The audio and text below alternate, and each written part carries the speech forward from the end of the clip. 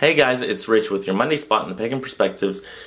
I'm going to try to read the questions really quickly and get this video up so you guys can still see it on Monday. And hopefully next week I can do this a little bit earlier. Again, as always, sorry about the lighting. I need to start making these during the daytime whenever there's still light out.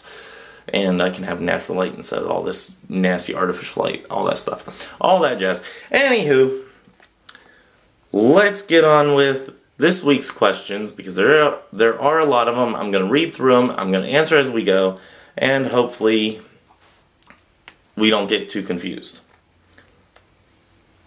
Okay. There are many beliefs and practices in the pagan umbrella, but where would you draw the line? This is a discussion from a website I frequent, and many points have been brought up, such as sacrifice human and animal, which sacrificing humans or animals, yes, historically they kind of did that in certain cultures and all that stuff, but not really suited for today. Not only is killing humans illegal, but killing in general is just wrong unless you're killing an animal in order to eat it, or if it has a disease. Hopefully not both, because that would not be good for you. Don't ingest diseased animals. Okay?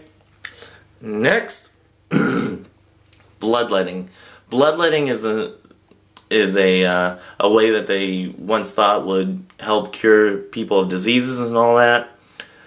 It kind of, killed more people than helped people. So, other than being gross, it's really not helpful. It would really hurt. So, not for me.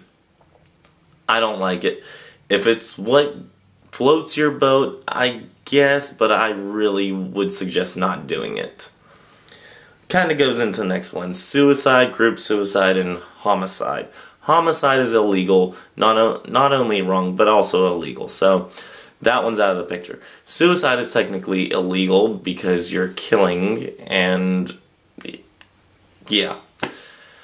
But it is also wrong to do because you're cheating yourself out of the rest of your life. You really are. Go back a couple years on my personal channel, which will be in the bottom bar, and watch one of my videos a couple years back, I think it is, on suicide awareness and stuff like that. It gives you numbers to call, stuff like that. Find somebody to talk to. If you need somebody to talk to, find them, seek them out. They are there for you. They are waiting at the phones for you. I believe the number is 1-800-SUICIDE is the hotline. Please call them if you are even contemplating it. Please seek help. Do not do it. You will not only be hurting yourself, you will hurt your family members, and trust me, they will miss you when you're gone. Next one up is things that go against physics. I need more depth than that. Are you talking about things that are floating when they shouldn't be floating? If so, that's, a great exercise of your mental capability, your meditative states, stuff like that. And it's kind of neat. Not saying that, ritual practice should be of a jovial sort, but if you're not going to have a little fun in your religion, why have a religion? If it's going to be a daunting task of, oh my gosh, I gotta go do a ritual, no, then you're not having fun with it. You're not really wanting to do it, so your heart isn't in it. If you sometimes do a meditative state where you push things across the table or something like that, really cool. And document it scientifically and, publish it. It's really quite a scientific feat that somebody can do that. Sorry about the jingles. It's Jelly. She has her collar on. It has a little bell. She's so cute. Anyway, moving on. What you call yourself, example, Druid versus Neo-Druid, Wicca without intuition, etc., etc., etc. We've all heard these labels. We try to use them in the best sense possible, but in the end, labels are for soup cans. You don't really need them. So, as far as what I call myself, I pick something that's the closest and then I elaborate on it. So, next one is, do we have the right to dictate other people's beliefs? Absolutely not. They believe what they believe, I believe what I believe. Doesn't matter how much I try to get you to believe what I believe, you're not going to believe what I believe because your truth is your truth and my truth is my truth. So, if you caught up with that, you're good. Right on. Even based on their conditioning, life, or area of life, i.e. their country or, area of living, their location, and morals. I'm guessing this goes with the previous one. Do we have a right to dictate other people's beliefs, and all that, given the area that they live in and the morals that they keep? No. Because just because somebody's kind-hearted doesn't mean that I'm going to say, oh, you must be a Jehovah's Witness or something like that, because you do a lot of things that the Jehovah's Witnesses like, or that they do. Just because you celebrate, springtime or fall or the summer, doesn't mean that you're necessarily pagan. So I would never assume that about you. I would question it. I would be like, well, maybe they are, but I'm not going to say that they are because I don't know for sure, and I don't want to put words in other people's mouths. I don't want to dictate what you believe because your belief is your belief. Moving on.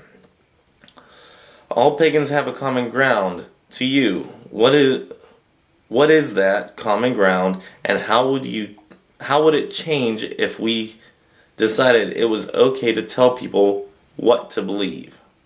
Okay.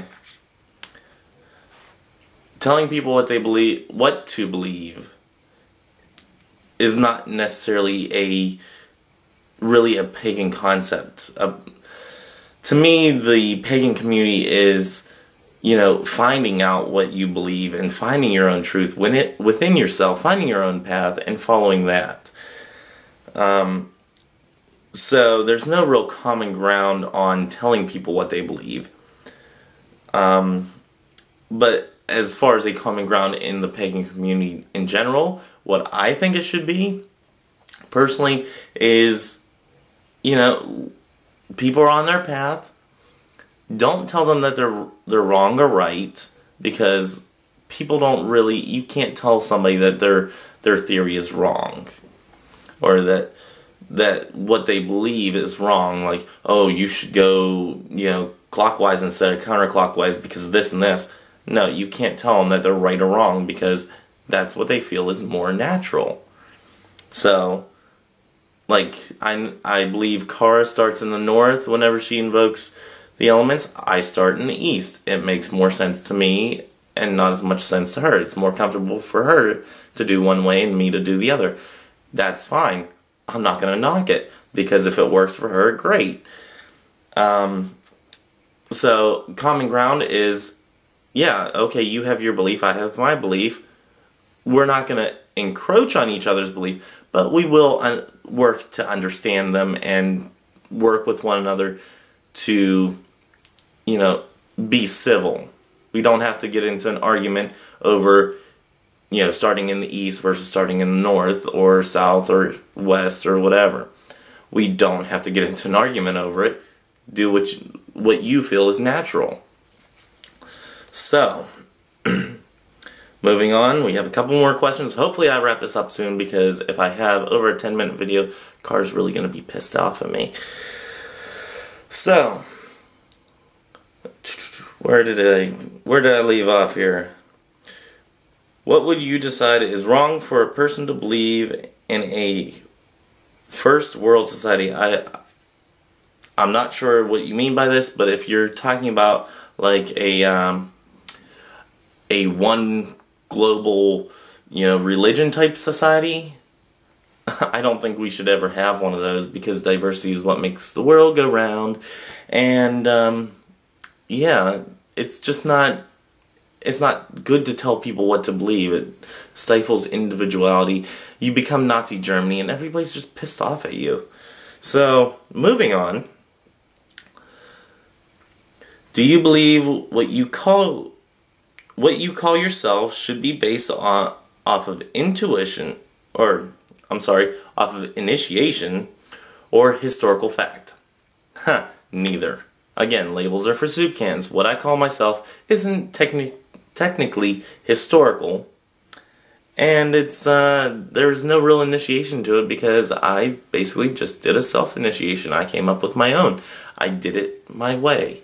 I found my path my way. So there. No initiation, no historical facts to go by. You pick and choose, and you make your own path. And I believe we're getting towards the last part of it. I'm really interested in hearing about what you have to say about this. If you'd like, consider historical fact in your answers, like how quite a few ancient pagan religions used to believe it is okay to sacrifice blood or anything else you know of. Okay. Yes, like I said, in the olden ways, in certain societies it was okay. Nowadays, not really so much. It's really gone away from that, people. Come on now. Okay, I think I got this under the minimum time. I hope I did. I can't really figure it out without editing it down and all that stuff first. So, Cara, if it's over 10 minutes, please don't scold me. I know I'll probably get an angry text from you. Very angry. We all know how angry Cara can get. I almost called her Kari. We all know how angry Cara can get. Please, please, Cara, forgive me. Until next time, may your ancestors be with you, and have a great day and a better tomorrow. I'm out for this week. Bye-bye.